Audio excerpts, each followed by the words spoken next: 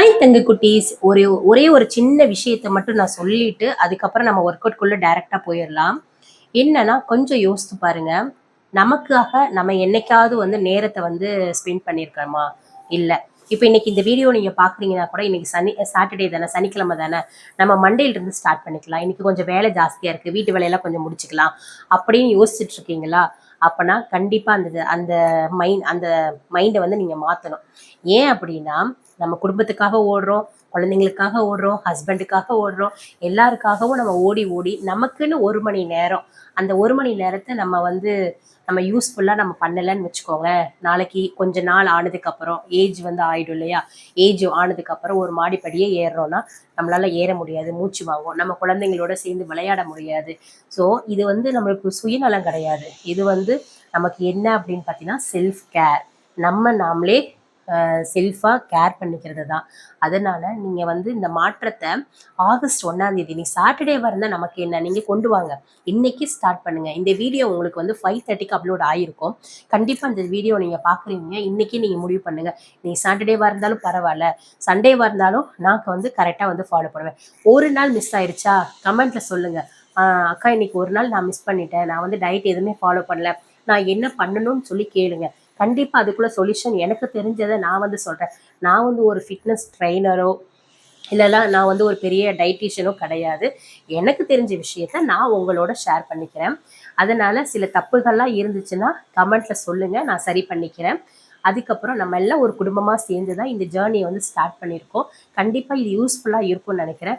ஒவ்வொரு நாளும் நம்ம நாமளே மோட்டிவேட் பண்ணிக்கணும். நமக்காக யாரும் மோட்டிவேட் பண்ண மாட்டாங்க. நாளைக்கு நம்ம உடம்பு சரியில்லைன்னு படுத்தா கூட நம்மளுக்கு பார்க்கறதுக்கு 1 நாள் 2 நாள் பார்ப்பாங்க. அதுக்கப்புறம் நம்மளே தான் நம்ம வேலையை செய்யணும். எவ்வளோ வீட்டு வேலை இருந்தாலும் உடம்பு சரியில்லைன்னு அப்படின்னாலும் அந்த வேலையை நம்ம தானே செய்ய போகிறோம். ஸோ நீங்கள் என்ன பண்ணுறீங்க, உங்களுக்காக 1 மணி நேரம், இப்போ மார்னிங் 5 o'clock எழுந்திருக்கீங்களா, இயர்லியா ஒரு ½ hour முன்னாடி எழுந்துறீங்க. உங்களுக்காக ஒரு ½ hour ஸ்பெண்ட் பண்ணுங்க. வாக்கிங் போங்க, ஒர்க் அவுட் பண்ணுங்க. நான் சொல்லி கொடுக்குற ஒர்க் அவுட் எல்லாமே ரொம்ப சிம்பிளா இருக்கும், ஆனால் எஃபெக்டிவான ஒர்க் அவுட்டு. ஸ்லோவாக பண்ணும்போது நல்ல ரிசல்ட் இருக்கும். நான் தான் தம்பி பிறக்கும் போது பார்த்தீங்கன்னா 94 கிலோ இருந்தேன். இப்போ கிட்டத்தட்ட 84 kg நான் வந்திருக்கேன். அப்படின்னா கண்டிப்பா அது நான் என்ன நானே மாத்திக்கிட்டதான். எத்தனை வருஷம் நம்ம ஆஃப்டர் கோவிட்ல இருந்து நான் வெயிட் லாஸ்ன்னு சொல்லிட்டு நிறைய பண்ணிட்டே இருந்திருக்கேன். ஆனா ஒரு நாள் சக்சஸ்ஃபுல்லா நான் அந்த அந்த கரெக்டா அந்த என்னோட ஐடியல் வெயிட்டுக்கு வந்ததே கிடையாது. இதனாலதான் நான் முடிவு பண்ணியிருக்கேன், இந்த தடவை கண்டிப்பா நம்ம இந்த 2026 முடிகிறதுக்குள்ள நான் என்னோட வெயிட்டை நான் அச்சீவ் பண்ணணும்னு நினைச்சிருக்கேன். கண்டிப்பா உங்களாலேயும் முடியும் நான் நம்புறேன். சரி வாங்க, இன்னைக்கு நான் என்னென்ன ஒர்க் அவுட் பண்ணியிருக்கேன்னு பார்ப்போம். ஒர்க் அவுட்டுக்கு போறதுக்கு முன்னாடி ஒரு விஷயத்தை நல்லா புரிஞ்சுக்கோங்க. நீங்கள் நல்லா வார்ம் அப் பண்ணியிருக்கணும். வார்ம் அப் பண்ணி முடிச்சதுக்கு அப்புறம் தான் ஒர்க் அவுட் ஸ்டார்ட் பண்ணணும். நான் சொல்லி கொடுக்குற அந்த 5 ஒர்க் அவுட்டுமே back to back 3 sets compulsory பண்ணிக்கோங்க. மினிமம் 8 கவுண்ட் பண்ணணும். 8 கவுண்ட் பண்ணி முடிச்சதுக்கப்புறம் அதுக்கப்புறம் அடுத்த ஒர்க் அவுட் ஸ்டார்ட் பண்ணுங்க. இப்போ ஒரு சைடு இப்படி நான் பண்ணியிருக்கேன் அப்படின்னா 2 சைடு போத் சைட் சேர்த்து தான் ஒரு கவுண்ட் அப்படி தான் பண்ணணும். அதுக்கப்புறம் பார்த்தீங்கன்னா இப்போ 5 ஒர்க் அவுட் முடிச்சிட்டிங்கன்னா ஒரு 50 செகண்ட் கேப் விடுங்க. அதுக்கப்புறம் கொஞ்சம் தண்ணி குடிங்க, திருப்பி செகண்ட் செட் ஸ்டார்ட் பண்ணுங்க.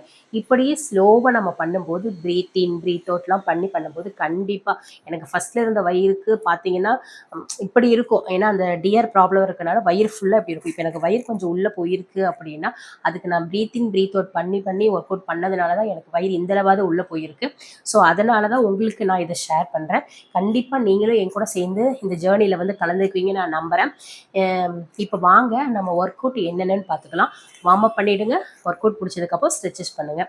ஒர்க் அவுட் முடிச்சதுக்கப்புறம் நான் என்ன சாப்பிட்டேன் அப்படின்லாம் பார்க்கலாம். வாங்க இப்போ வீடியோக்குள்ளே போகலாம். இன்றைக்கி மார்னிங் எம்டி ஸ்டொமக்கில் என்னோடய வெயிட் பார்த்தீங்கன்னா 84.80 இருந்துச்சு. ஒரு வாரம் கழிச்சு திருப்பி என்னோடய வெயிட் எவ்வளோன்னு சொல்லிட்டு நான் அப்டேட் பண்ணுறேன். வீக்லி ஒன்ஸ் நான் அப்டேட் பண்ணிக்கிறேன். இன்றைக்குள்ள ஒர்க் அவுட் பார்த்துடலாம்.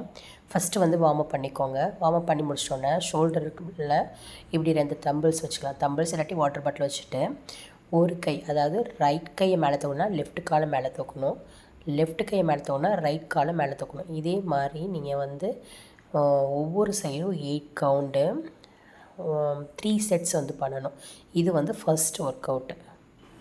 செகண்ட் ஒர்க் அவுட் 4 leg பொசிஷனில் இருந்துக்கோங்க. அதுக்கப்புறம் நம்ம சைடில் லெக்கை ரைஸ் பண்ண போகிறோம். Each side 8 count. இதுவும் 3 செட்ஸ் வந்து பண்ணணும். Third work out, right leg cross toe tap, side leg raise வந்து பண்ணணும். ஈச் சைடும் 8 கவுண்ட் வந்து பண்ணிக்கலாம். இது வந்து third work out. Fourth work out, alternative side high knees. இதுவும் ஈச் சைடு 8 கவுண்ட்.